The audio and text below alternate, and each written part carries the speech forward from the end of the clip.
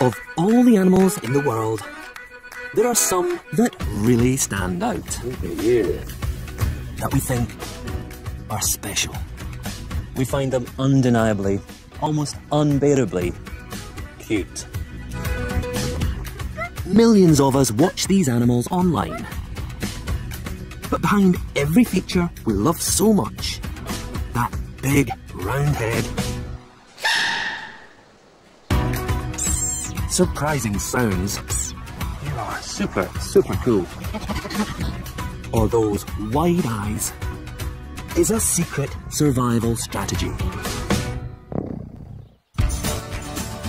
I'm Gordon Buchanan. I've filmed our favourite animals all over the world. Now, I want to discover the hidden biology of these animal superstars. Why this sweet face hides a deadly secret. Why hummingbirds snore. And penguins waddle. Behind every appealing animal is an incredible story. And I'm going to reveal their secrets.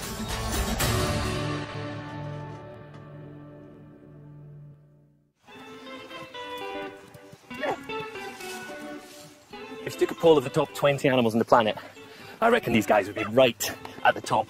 They are fantastic. Those enormous ears, their trunks, beautiful eyes.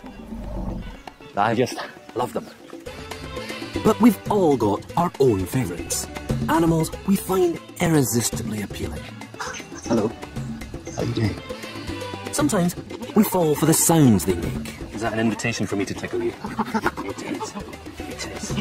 Others move in ways that delight us. But often, it's simply the way an animal looks that makes it so compelling. And they don't come much better looking than the iconic giant panda. Famous as a symbol for conservation and for its sneeze.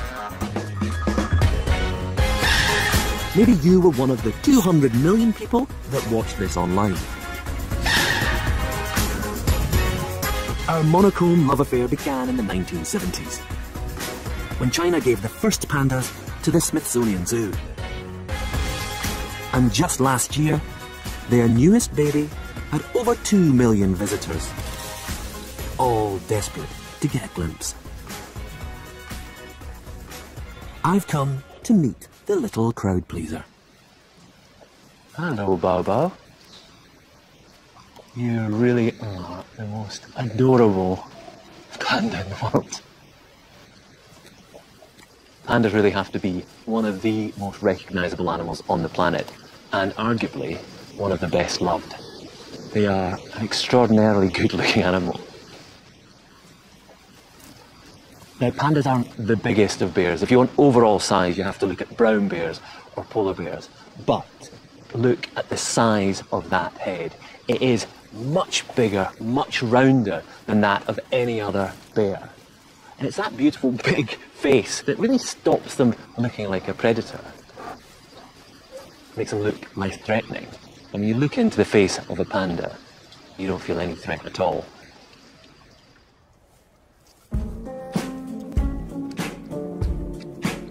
It's her beautiful face that makes little Bobo so appealing. But why is it proportionately so much bigger and rounder than other bear cubs? Pandas are classed as carnivores. They have the teeth and claws of meat eaters, but they don't act like carnivores. Around 5 million years ago, pandas actually lost the taste for meat. They switched to the food source that was most abundant. A sensible choice, you'd think, except a stick of bamboo has barely any calories, especially compared with a hunk of red meat.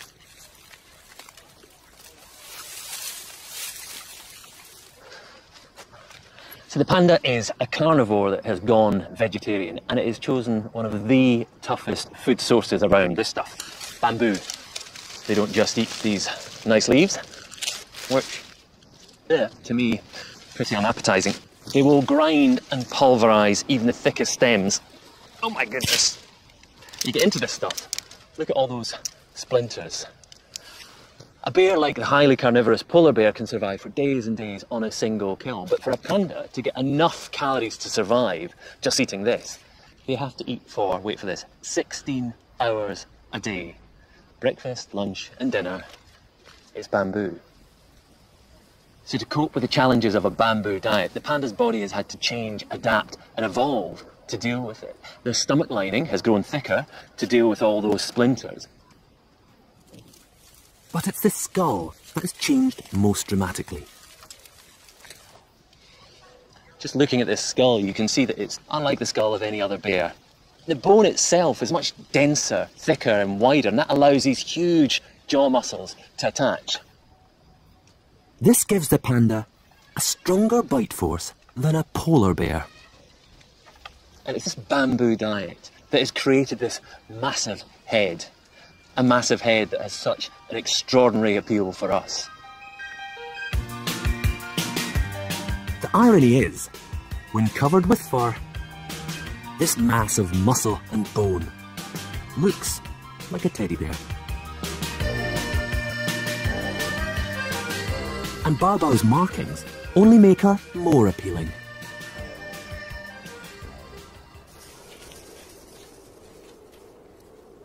In the wild, the eye-catching black and white actually breaks up the panda's silhouette in the snowy forest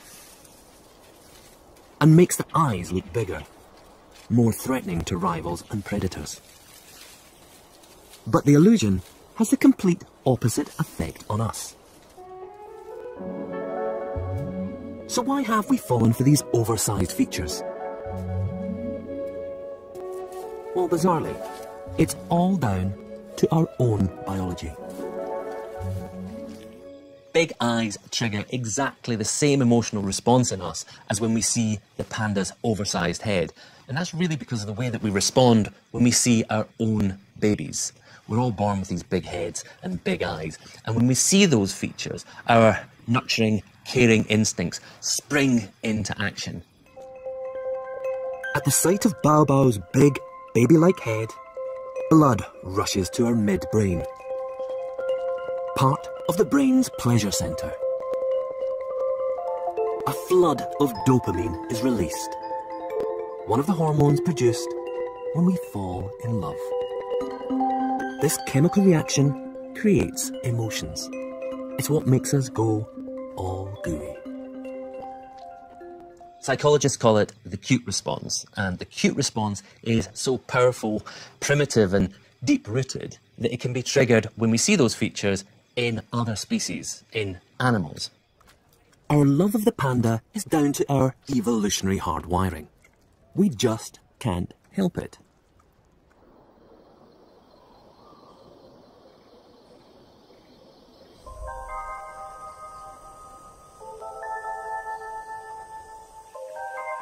The power of the cute response was perfectly demonstrated a few years ago, when a funny little creature grabbed global attention. But I warn you, it's not as sweet a story as it seems.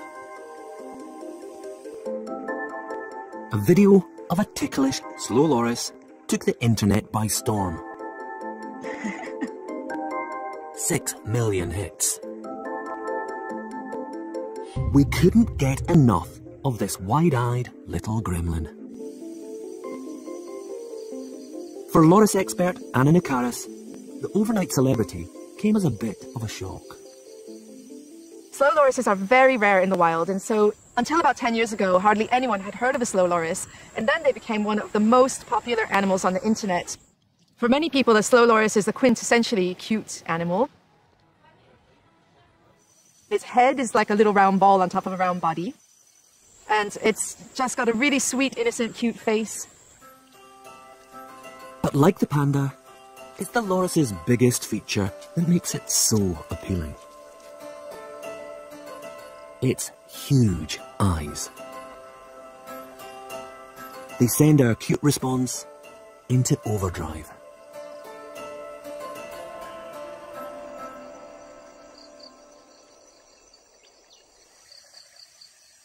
But it's in the wild that the true purpose of those incredible eyes and the dark side of the sweet little loris is revealed. Lorises are nocturnal. In the dark, their huge pupils dilate wide. This allows all available light to pass straight into the eye. It gives them excellent vision, even in the faintest of starlight, which they use to stalk and catch prey.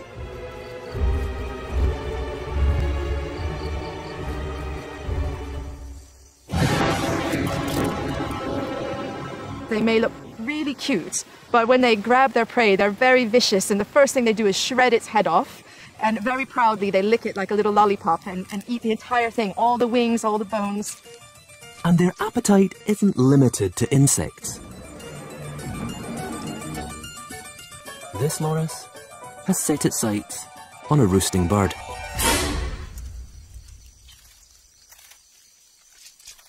If that isn't enough to put you off your dinner, they have an even more unsavoury skill. What strikes one most if you see a slow loris is that they have a long back with a dark stripe. And when they climb, they move like a snake. Their spine moves in an S shape. And if you try to catch one, they hiss at you just like a snake. They raise their arms above their head and they form a hood above their head like a cobra. Because the internet cutie is the world's only venomous primate. Lorises secrete an oil from their elbow, which, when mixed with their saliva, creates a deadly cocktail.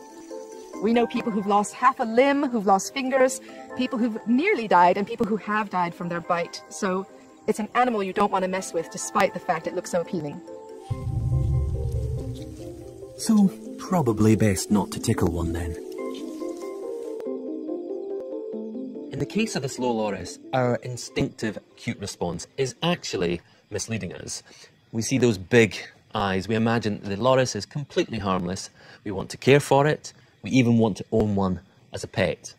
And clearly, as the world's only venomous primate, it's not the best animal to have around the house.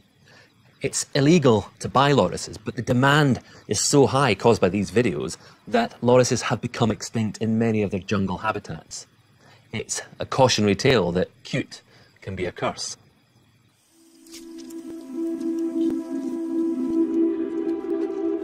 Oversized heads and big round eyes push our biological buttons. But the power of the acute response doesn't stop there.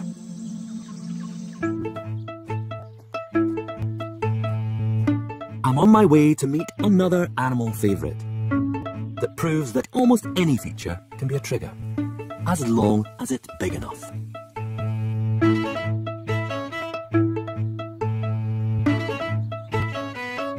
This is a fennec, smallest member of the fox family, weighing less than a bag of sugar. But it's not its size that's made the fennec famous. Those are. This little guy has the largest ear-to-body ratio of any carnivore. Have a look at those ears. They are phenomenal, completely oversized. Don't get me wrong, I'm a big fan of all foxes, but those ears really are extra special. Hello, how you doing? You see as he's standing there, the ears are constantly rotating, twitching, just drinking up every single sound. He's showing off his specialist skill. Now, fennec foxes are incredibly sweet looking, but they're also a very efficient hunter. And those ears are the tools of their trade.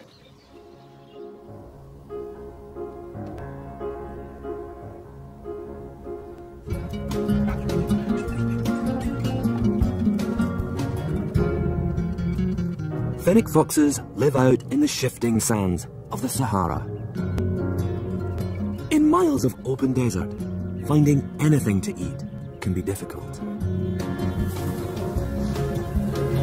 A game of hide and seek. But fennecs have two unfair advantages.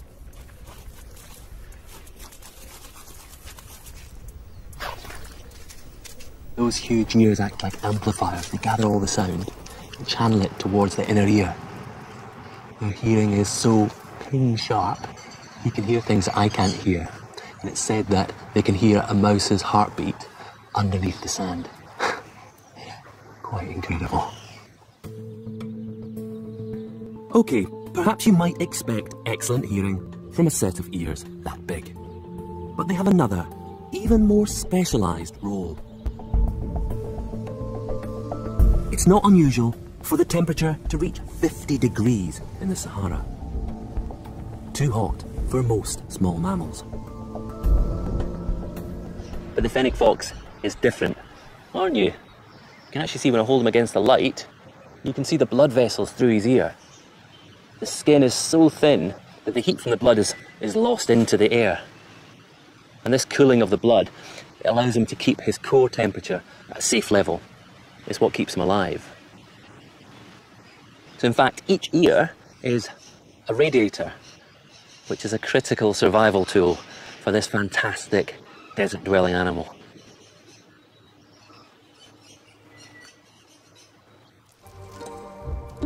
Facial features are clearly a key factor in deciding which animals we find cuter than others.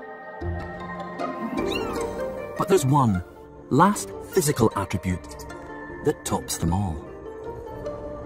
An animal can have the biggest eyes, roundest face, but if it's not furry, then forget it. The word fluffy gets over 20,000 hits on search engines every week. The furrier the animal, the better. Which brings me to America's west coast. We associate fur with comfort, softness and warmth, and it's no surprise really that the animals with most fur live in cold places. So why then am I here in California? Well, the answer to that is that the furriest animal on the planet lives just out there.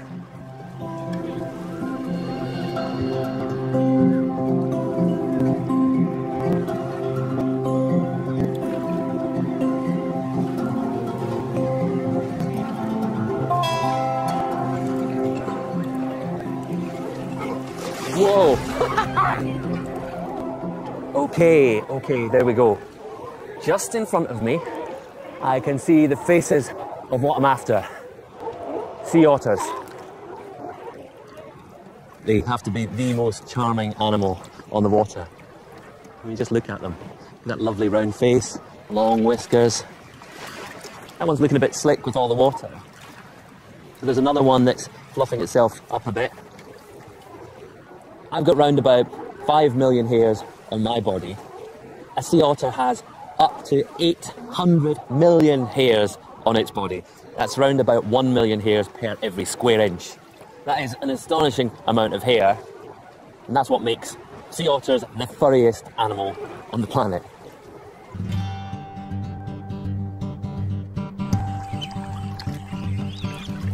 There are 12 other species of otter around the world, all with impressive fur. But it's not nearly as dense as their Californian cousins.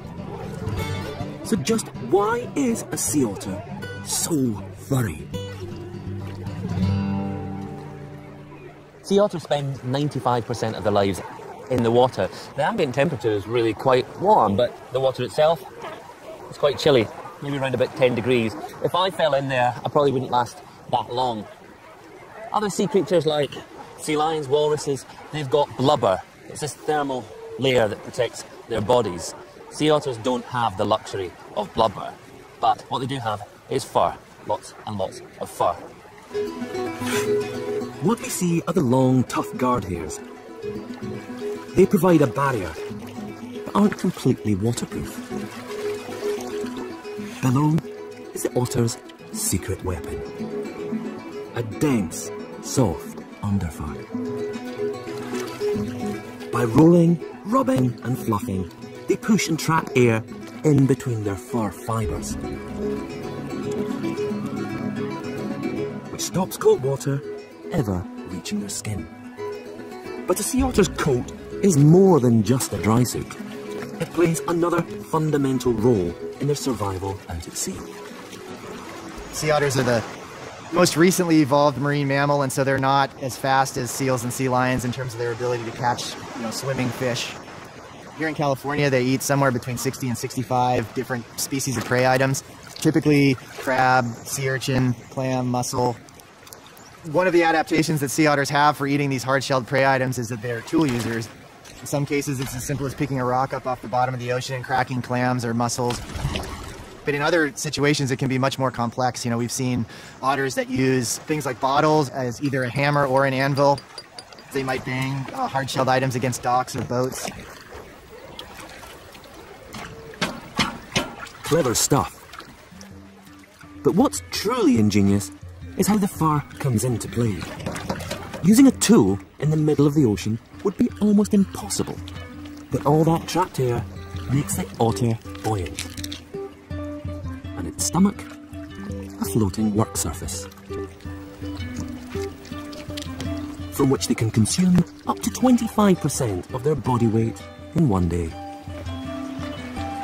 So keeping this fantastically useful fur in tip-top condition is crucial.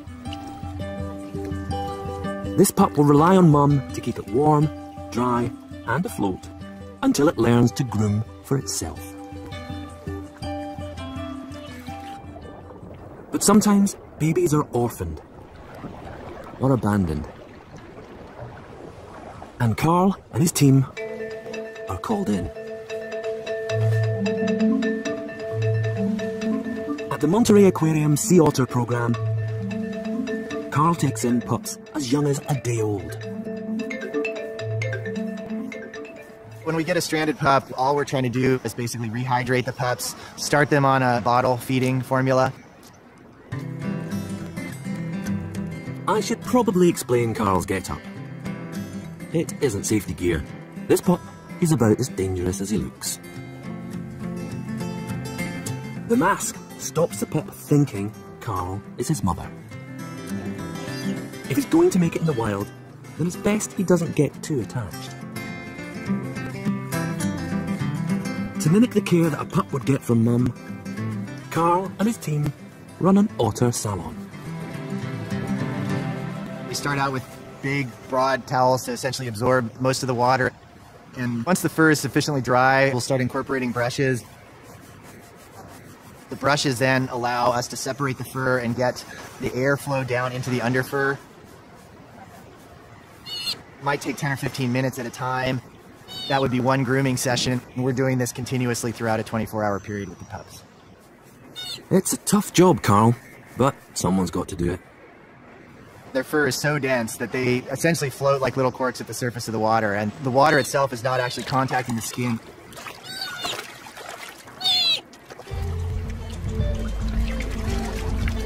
By the time he's released back into the wild, the pup will have learned all the skills he needs. And his incredible fur will help him survive life as a wild otter out in the bay. For the panda, loris, fennec and sea otter, supersized features are vital. They will allow them to live in very different and challenging environments, to find food and keep their body temperatures in check. But appeal isn't always just about looks. Sometimes it's the way an animal behaves that makes it a favourite. Elephants don't have big forward-facing eyes. They're not furry. They're hairy, but not fluffy.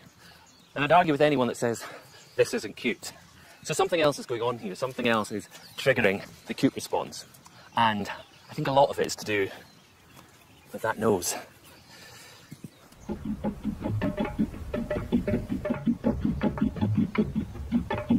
Like any newborn, the first few months of an elephant's life are a steep learning curve. Walking is tricky enough. But the extra appendage is even harder to get the hang of. Elephants are born with short, stubby trunks, but they elongate rapidly over the first few weeks. Mastering the movement can be a minefield.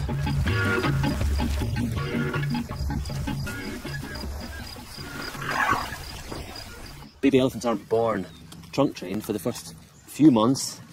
An elephant's trunk has a mind all of its own. And to watch a baby elephant learn to use its trunk has to be one of the most endearing things in nature.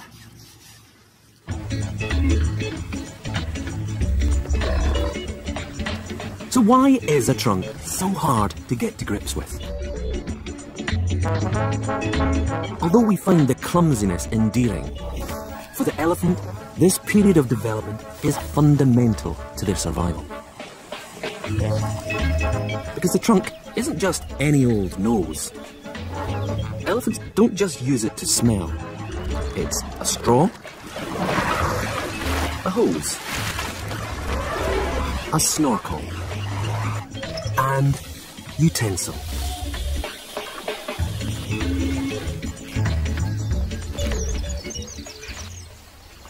While almost every other limb in the animal kingdom uses muscle and bone together to create fine movement, an elephant's trunk is different. It has no bones. Instead, muscles alone have to stretch, contract, work with and against each other. It's called a muscular hydrostat. Your tongue is another example. Tongues use 8 muscles. But for a trunk to perform all the tasks an elephant needs, well, it takes just a few more. I've got just short of 650 muscles in my entire body. An elephant, in its trunk alone, has up to 40,000 different muscles. And it has to use each of those muscles in different combinations for different tasks. Makes learning to ride a bike look really rather easy. Getting the muscle combination right is all about trial and error. It takes practice to master the movement of the most complex and useful nose on the planet. By the time an elephant is just 1 year old, they can use that trunk for drinking, lifting, pulling, twisting, even the most precise of movements. So they're really not such slow learners after all. The way an animal moves can be just as appealing as how it looks. Our emotional response is amplified when it's a young animal learning how to get this movement just right.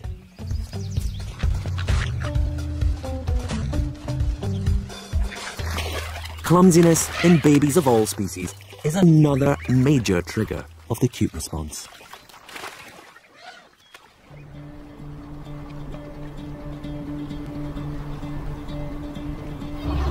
Which probably explains why we love penguins. That wonderful waddle from side to side makes a penguin look just like a toddling baby. But unlike our early teetering, a waddle isn't part of a learning process. It isn't refined or finessed. A chip remains Chaplin-esque through to adulthood.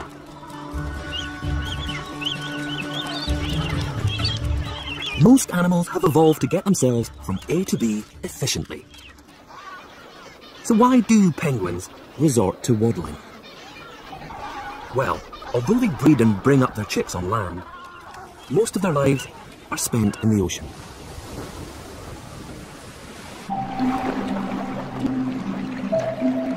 Underwater, they are transformed. Penguins are highly adapted to live in the water. They have that torpedo-like shape that means they can swim very fast, and they actually really fly underwater. Their chest muscles are very large to drive their wings. Their legs are very short, sort of tucked away at the back. They act as rudders. They can reach bursts of 25 miles an hour, which compared to, say, an Olympic swimmer, it's about 6 maximum speed, so they're very agile. Emperor penguins, the largest penguins, can hold their breath for over half an hour and can reach depths of half a kilometre.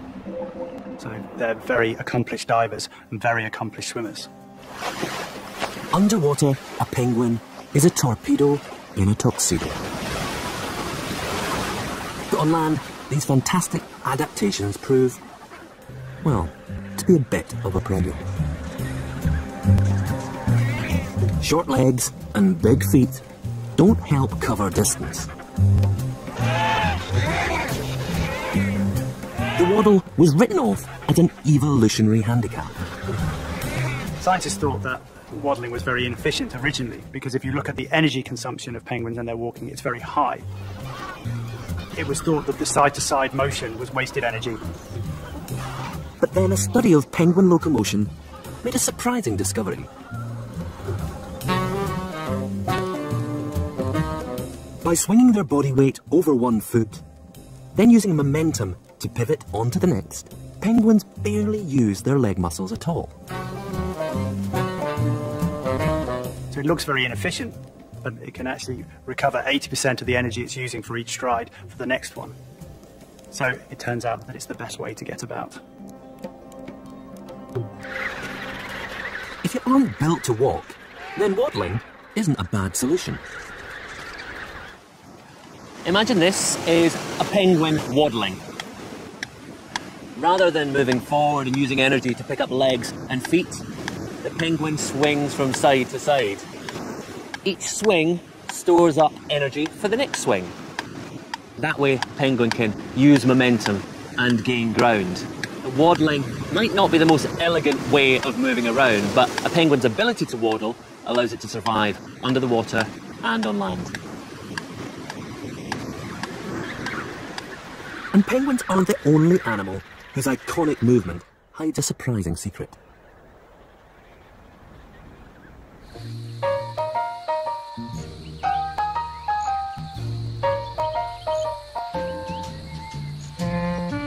Although summer days in the outback can soar past 50 degrees, you'll never see a hot and bothered looking koala. Scientists have recently discovered that koala's iconic tree cuddling holds the key to survival in the baking heat. While the air temperature sizzles, the bark of a tree can be up to 9 degrees cooler. By pressing the thinner fur of their bellies against the bark, a koala can lose some excess heat and keep its core temperature in check.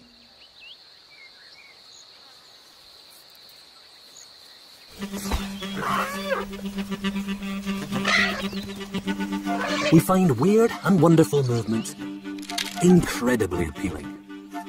But for the animals, they're perfect adaptations to get them around a problem. A dexterous trunk, a comic waddle, or a cuddle is key to success. But it's not just visual clues that trigger our acute response. Sounds can be just as powerful. This is Eli. He's a 5-year-old chimpanzee. And it is incredibly easy to see why our species has such a strong affinity for his species. I mean, look, we could be brothers. Well, brothers from another mother.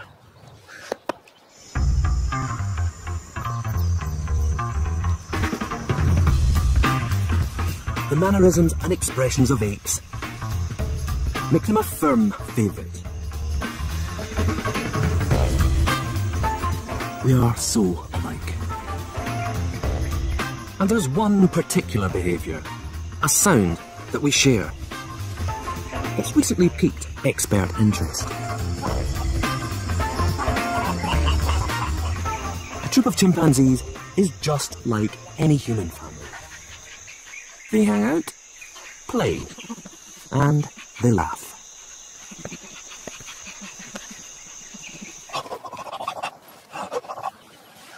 Eli is still a child, and like any child, he shows his enjoyment and his personality through laughter. You tickly. You tickly. You are. If you get the right spot, he really, really enjoys it. Look at you. Look at that face. That's good. I've got you. See? It's really infectious. You see Eli laughing and it makes you want to laugh. And recently, scientists started to take laughter seriously, wondering whether the similarity between the sounds we make might tell us more about our own evolution. We were interested whether we share emotion behaviors with apes, and there were some very interesting cues that indicated that laughter may have deep biological roots. In the name of science, Marina started tickling.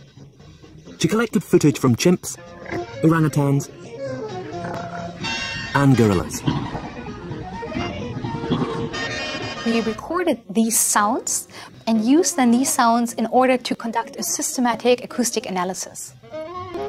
When Marina gathered all the giggles together, a pattern began to emerge.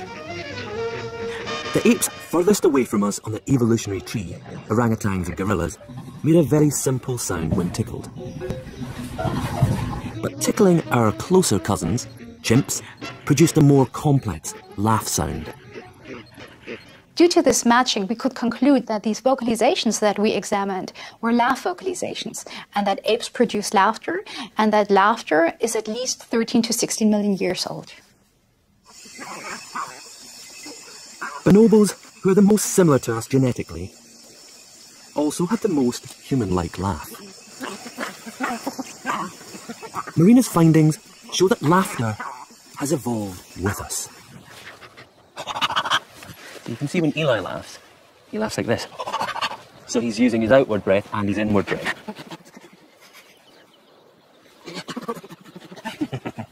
You see what's happening? When I laugh, it's on the outward breath. And that's something that we do subconsciously, but it's because we can control our breathing, and it's our human ability to control our breathing that has led us to develop speech. So isn't it fantastic to think that we might have laughter to thank for that? You agree? It is fantastic. We find a chimp's laughter so appealing because we recognise it. It's a sound we associate with pleasure. But sometimes more unexpected sounds grab our attention.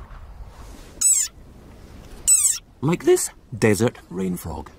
Squeaking viral sensation. 11 million hits and counting. It sounds like a dog toy.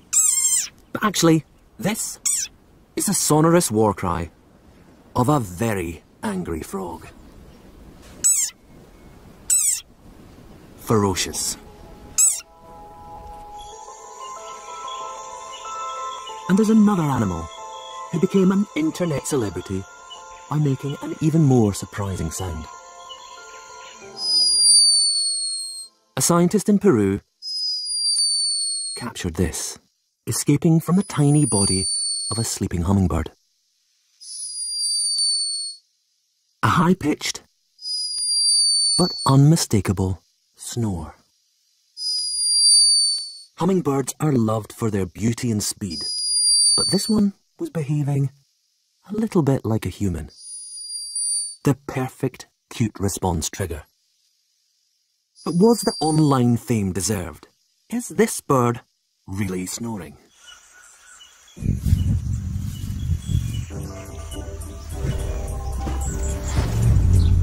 Even before the snore, hummingbirds fascinated scientists. From the day I first laid eyes on them, they appeal to me because they are just such unique creatures. They are the only true species of bird that actually can hover for sustained amounts of time. The smallest species will flap their wings about 60 times a second. Try to move your arm that fast, it's pretty difficult.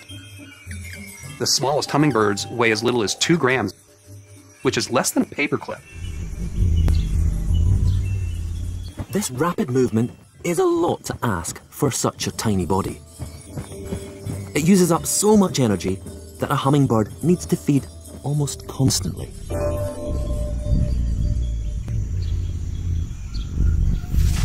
A sugar-rich hit of nectar every 15 minutes.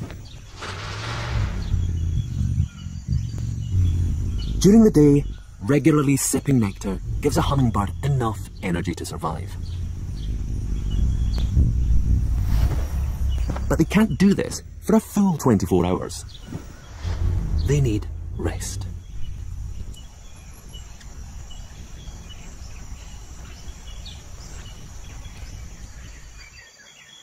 The sun's about to set, and fairly soon I'm going to want to go to sleep. That's not a problem, because through today I've taken on board more than enough calories to see me through the night. But a hummingbird has to feed every 30 minutes or so, even when it's not flying. To sleep through the night without feeding could be incredibly dangerous. So the hummingbird is left with one drastic option, and that is to shut down entirely. Their heart rate drops from 1,000 beats a minute to just 50. Their breathing becomes almost non-existent, using just enough energy to stay alive. It's called torpor. And scientists like Dawn are only now beginning to understand it. Most of what we know about torpor has been learned in the laboratory. We take a hummingbird and we will put it in what we call a metabolism chamber. We measure the oxygen content of the air. If their oxygen consumption gets really, really low so that it's even difficult to measure, then we know that the bird is in torpor. The internet footage is actually from an experiment very similar to Dawn's. The hummingbird has spent the night in torpor to save energy. But that doesn't explain the snoring.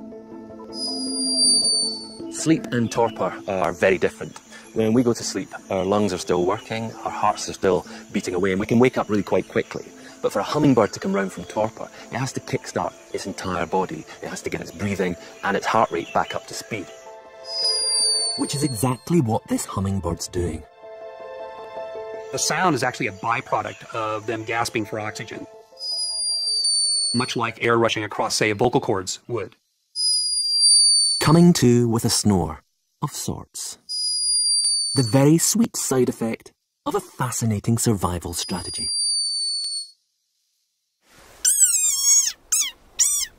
We associate high-frequency sounds with surprise, comedy. And coming from such unexpected animals, they're pretty funny.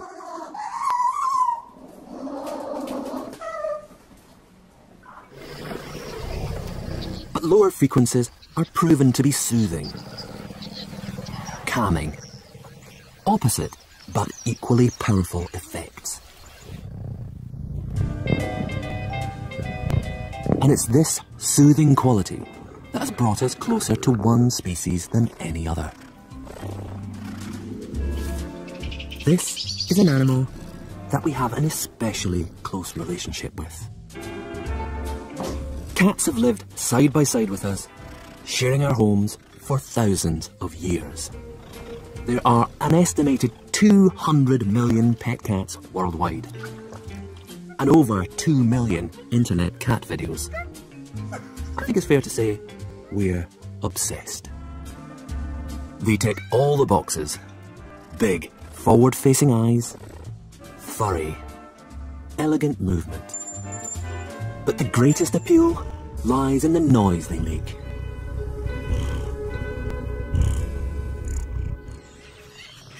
I'm not much of a pet cat person. Sahara here is much more my kind of feline.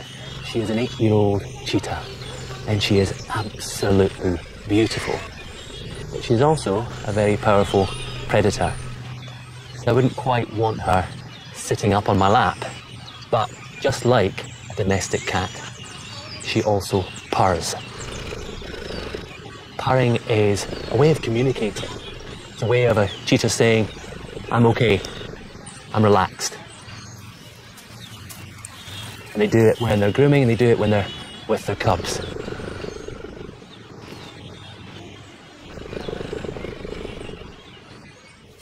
Many cat species purr. Cheetah to moggy. It's made when the muscles in the throat contract and relax, making air vibrate past the voice box. A purring cat is a happy cat, but they'll also purr when injured or unwell. And this is where it gets interesting, because purring uses energy. And why would a poorly cat waste precious resources? Her purr really is incredible. You can't just hear it, you can actually feel it thrumming and vibrating through her whole body. And new research has suggested that purring might have some hidden health benefits. The frequency of the purr is very similar to the sound waves that doctors use to help repair muscle and bone.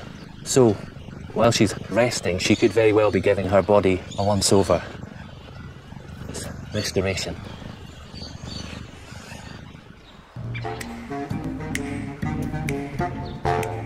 But unfortunately for us, a purr is not all positive.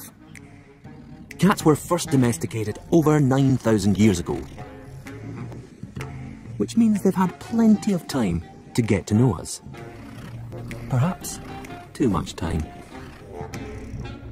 Recent research discovered a second type of purr that cats use. Not to heal, but to get their own way. It's louder and more urgent. And the masterstroke is that extra high pitch. A peak of 600 Hz, which mimics the frequency of a human baby's wail. Cats have perfected a purr that we find impossible to ignore. Using it when they want to be fed or to get a stroke. It's psychological manipulation. We are powerless to the purr. Cunning and incredibly clever.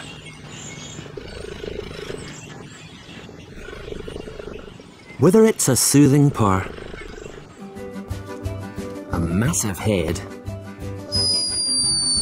or a sweet little snore, the reasons we love certain animals are as diverse and different as the animals themselves. Every comic movement, oversized feature, and wonderful sound tells a story of evolution and survival. Extraordinary lives need extraordinary features. It's what makes these animals successful. But the way that we are drawn to them, our cute response, really is just a bizarre accident of our biology. The way they look, the way they sound, the way they behave, their biology. That's what's really interesting.